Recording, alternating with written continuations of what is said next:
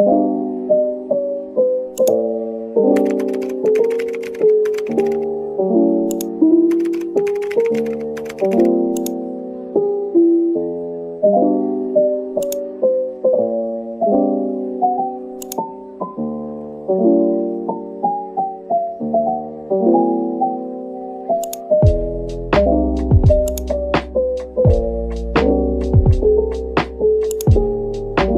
day everyone. So we are now on group 28. Together with my partner, Felecity Udasan, we will report about the community network and the resource system. So let's know first what is our objectives. So it is to define the meaning of network, networking, community network, and community resource. Second is to be able to know the resource system in a community.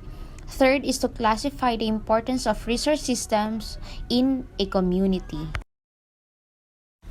So what is network or networking? Networking is based on human contact between individuals and groups for sharing of information in other resources. So basically, ang networking is an act of sharing or exchanging information with other people. It is an organized system wherein nagkakaroon ng interaction ang mga actors or yung mga tao sa isang community. Network may be seen as an interlocking set of roles with relatively specific functions. So it is also an exchange of information and ideas among people with a common profession or special interest, usually in an informal social setting. So, dito sa networking na to, parang nagkakaroon tayo ng link or connection sa iba't ibang klaseng tao sa isang community.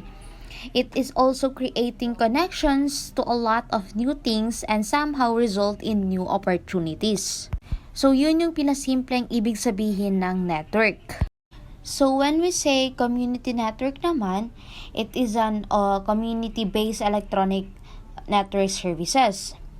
So it happened when people come together to build and maintain the necessary infrastructure for internet connection. So when it comes to community network, you are having interactions or connections to other people, but take note of this one, it is with the use of online or technologies na.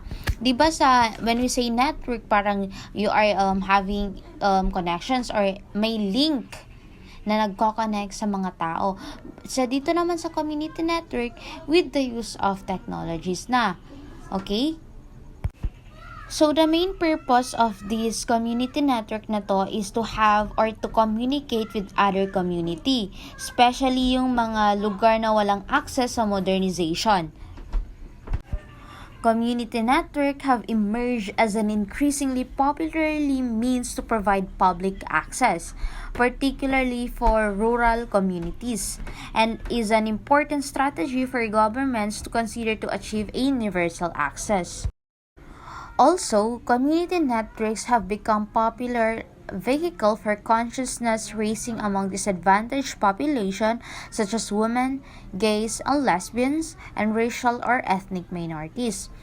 So why do you think this community network is conscious raising and so on? Diba through this, napaparating nila yung kanilang mga problems, no-open yung ideas natin sa mga ganitong mga pangyayari sa kanila. Kaya kilala rin itong community network as conscious raising among disadvantaged population sa community. So, ang famous example ng community network na ito is itong cell site. Itong cell site is each barangay is mayroon talagang mga cell site wherein very functional siya sa lahat. Dahil dito sa mga cell site na ito, we are able to reach out those people na nasa rural areas na talaga. I guess magkakaroon kayo ng question like, paano naman yung mga areas na wala talagang access sa ganito? Well, totoo naman na may mga areas na hindi talaga nakaka-access sa technology. In fact, it is a problem of the Philippines with just under 70% mobile phone penetration. Meaning to say, yung the rest is isolated na talaga and relatively poor communities. We have CCN or the Community Cellular Network. Ang CCN is tinatawag ng network in a box. Meaning to say, it solves both the problem, yung kawalan ng electricity and kawalan ng connection. This network is designed for the most remote countries or communities and can be deployed by people with limited technical skills. So, di ba parang ang easy ng CCN na to?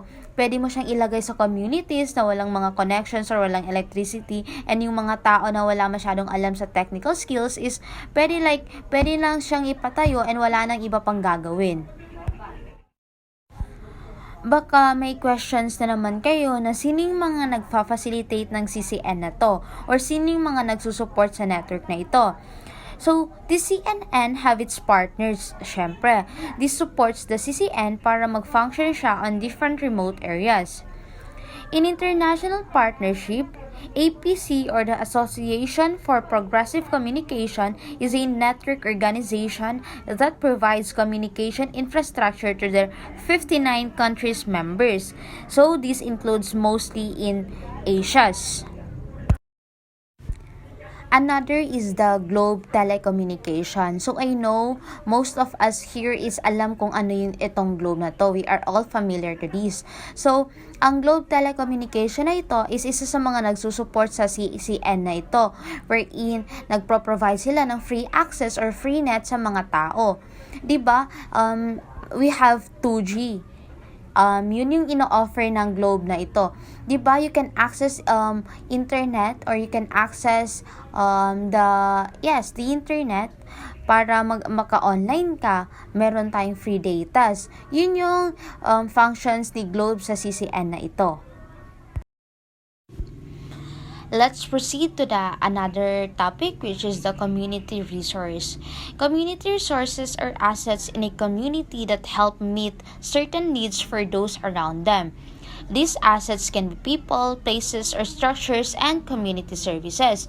So, ang pag-uusapan naman natin dito sa topic na ito is yung mga assets, which can be people, structures, institutions, and others. So, di ba, in a community, may certain goal tayo na ina-achieve.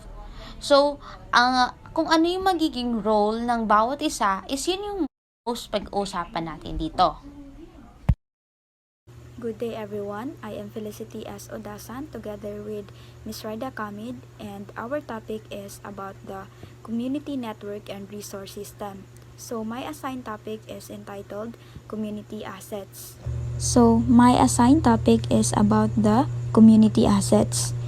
So community resource system or community assets is anything that can be used to improve the quality of community life.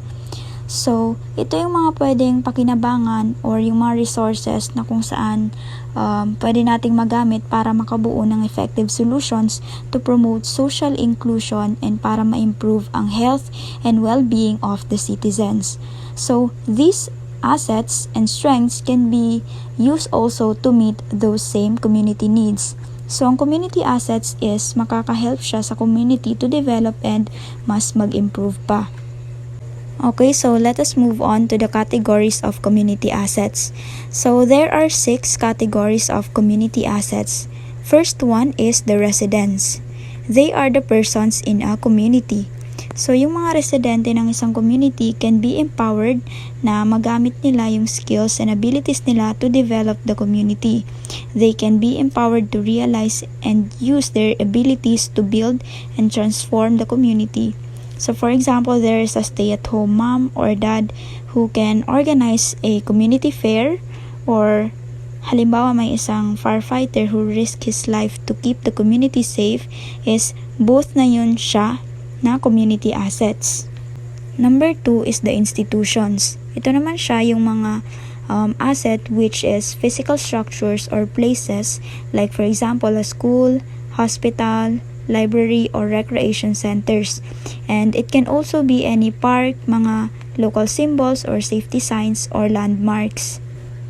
Number 3 is the economic assets. So this includes everything that the community's residents produce and consume in any way, whether through local business or other training options. Like for example, it can be a business which is nagpro-provide siya ng jobs or opportunities sa mga tao within that community. Number 4 is the stories. Study the history of the community and describe the potential of a community based on its previous memory. So, sa story naman is, halimbawa sa pamamagitan ng pag-aaral sa story or history ng community na yon and ma-describe yung mga potentials ng community na yon based on its previous memory is makakatulong na siya sa community. So, asset na din yun siya ng community, yung stories or history ng community na yon. Another one is the associations. Associations in the community include volunteers and support groups that contribute towards developing their community. So, yung associations naman in the community include volunteers and support groups that contribute sa pagpapaunlad or pagda-develop ng community, such as creating meetings, athletic clubs, or mga food drives, and many more na kung saan makaka-help sa community na yon. So, association is also community assets which are working with a common interest para ma-improve ang community. Last one on the categories of the community assets is the physical assets. Physical assets in the community can be any physical object that strengthens the community. In physical assets, ito naman siya yung mga physical objects na sinistrengthen ang isang community.